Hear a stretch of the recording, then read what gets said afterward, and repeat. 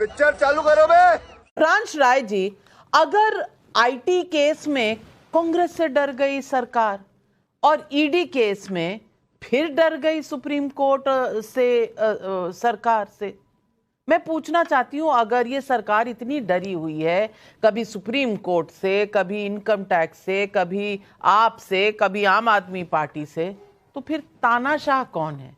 ये कौन सा नंबर आप डायल कर रहे हैं? आप तय कर लीजिए, आप तय कर लीजिए कि मोदी तानाशाह हैं या डरे हुए हैं।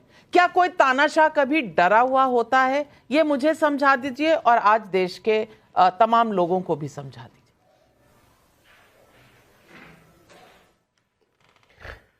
आपके नविका, आपके पैकेज में एक बड़ा सुंदर सा वर्ड आपने यूज किया, भ्रष्टाचार पर प्रहार। नरेंद्र मोदी जी ऐसा कह रहे हैं।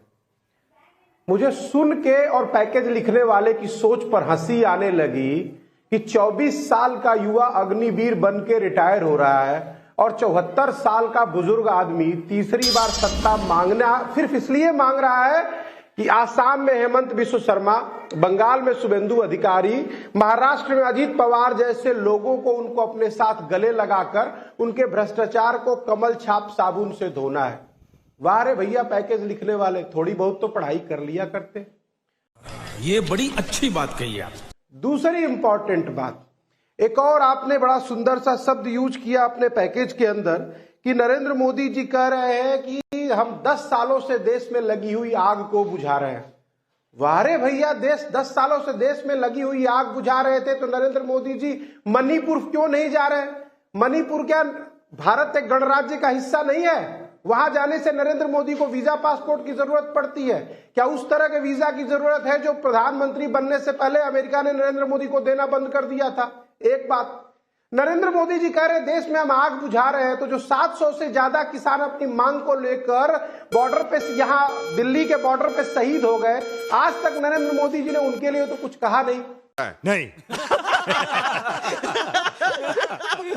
सब लोग हाथ में दही लेकर बैठते हैं, नरेंद्र मोदी तो मुंह में दही जमाए बैठे हैं। क्या इस तरह से वो देश की आग बुझा रहे हैं?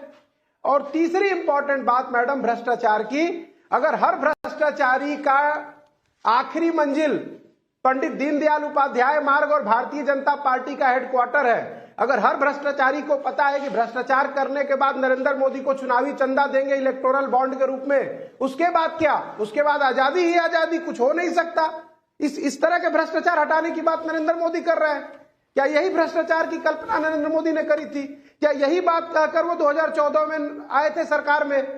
चलिए, आपके सारे सवालों का जवाब देंगे शहजाद पूनावाला।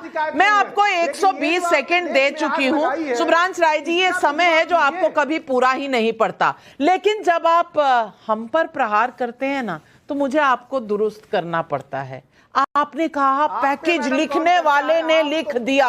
भाई साहब, अगर आप कभी किसी चैनल में काम करें तो इसको कहते हैं कोट्स। ये कोट्स हैं क्योंकि ये शब्द, और मैंने ये साउंड बाइट आपको नरेंद्र मोदी जी का सुनवाया। नहीं, अब ऐसा करिए, ठंडा पानी पीजिए। अरे यार, क्या बात कर रहे हो यार भाई साहब, मतलब कुछ भी बोलोगे।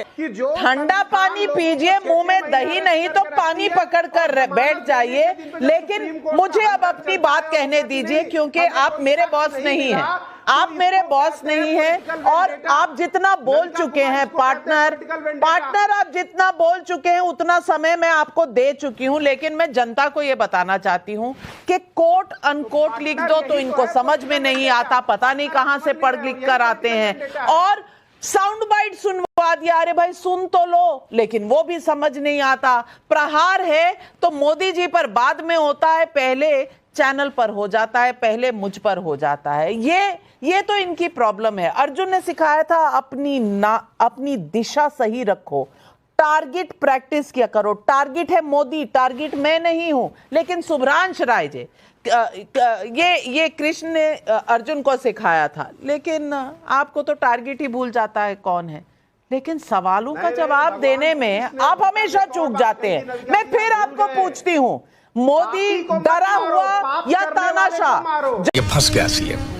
इसे पार्टी की मीटिंग समझ के फंस गया। जवाब आप यहाँ दीजिए, से पैदा होता मोदी है। डरा हुआ या तानाशाह? आप गलत लिखकर गलत दुष्प्रचार कर रही हैं, तो आप उस सुब्रांश व्यक्ति से राय ज्यादा जी, कसूरवार हैं। सुब्रांश राय जी, माफी चाहती हूं, आपसे कम से कम जर्नलिज्म सीखने की अभी मेरी ऐसी हालत नहीं हुई है, लेकिन आप इस बात का जवाब दे दीजिए, तानाशाह या डरा हुआ? मोदी आखिर है क्या, तानाशाह, डरा हुआ?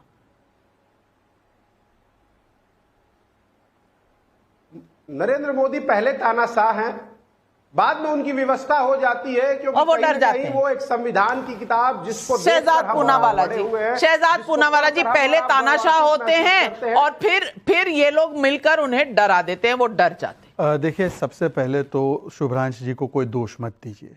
4 से 14 के बीच अक्सर कई चैनलों के पैकेज कांग्रेस के दफ्तर से ही लिख के जाते थे। उस समय के पत्रकारों का हाल हम जानते हैं ना, कि कैसे पत्रकारिता करते थे। तो आज भी उनको लगता है कि देश तो बदल गया है, परंतु उनकी जो डीएनए में इमरजेंसी का खून है वो कहां बदला है। प्रेस बिल, डेफेमेशन बिल लाकर मीडिया को कंट्रोल करना और लगना कि हम ही पैकेज लिखेंगे चैनल का, तो ये उनकी फितरत में है। इसीलिए उनको लगता है संविधानिक संस्था मेरे हक में फैसला ना दे तो संस्था पे मैं कुटाराघात करूं, प्रहार करूं, वरना तो मैं संस्था की वाहवाही करूं। आज संस्था ने आपके पक्ष में दिया है तो संस्था की वाहवाही हो रही है। कल यही संस्था अगर किसी को बेल ना दे तो ये कहेंगे कि ये संस्था भी खराब है, लोकतंत्र खतरे में, क्योंकि इनको लगता है कि इनका परिवार ही देश है और इनका परिवार ही लोकतंत्र है। अब देखिए, भ्रष्टाचार के विषय में जो सुप्रीम कोर्ट सर्टिफाइड भ्रष्टाचारी है, जिनको सुप्रीम कोर्ट ने कन्विक्ट किया है, लालू जी 5 बार कन्विक्टेड है। पहला कन्विक्शन 2013 में हुआ।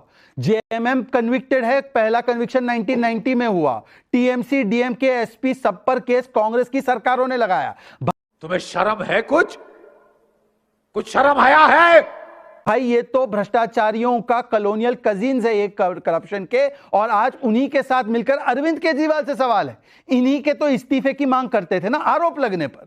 आज आरोप नहीं, बेल डिनाई हुआ है, और आपके हिसाब से बेल डिनाई होना मतलब कि आरोप सिद्ध होना, तो बताइए सरकार जेल से चला रहे हैं। और कांग्रेस की व्यवस्था यह है कि पैकेज कौन लिख रहा है उसके पीछे है, पर जिन्होंने इनके पैकेज को खत्म कर दिया दिल्ली से, उनके वाहवाही करने में। यही शुभ्रांश जी तो बोलते थे ना, शराब घोटाले का जवाब दो, शीश महल का घोटाले का जवाब दो। बिल्कुल।